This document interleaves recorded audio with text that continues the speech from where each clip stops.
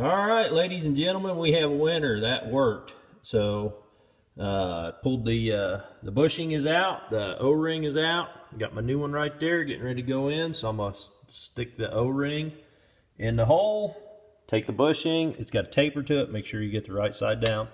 Stick it back on there and tap it right back in. Okay, so to recap, what you need here. This is simple stuff that most guys probably got in the shop. If you don't, a quick trip to Home Depot is going to set you right up.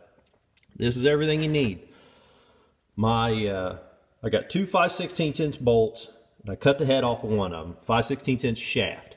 So I cut the head off of one of them with a bolt cutter. So I got a cheap $20 Harbor Freight bolt cutter, or you can just use your bench grinder, grind the head off of it. Anyhow, take a nut, put the two together on a nut. It's kind of precarious in there, but it works. If you don't have unless you got a rod, a 5/16 rod, then just two cheap ass bolts from Tractor Supply or whatever work.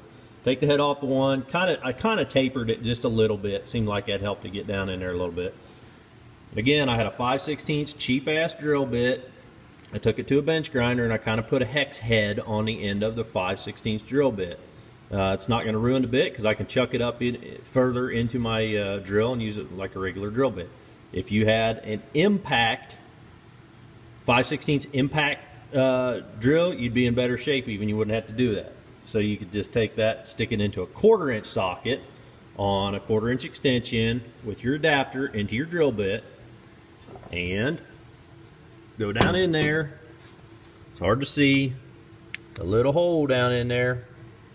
You want to drill through the aluminum until you get to the rubber, and you'll feel it. You got to be very, very careful here. You don't want to fuck this up, but just be very careful.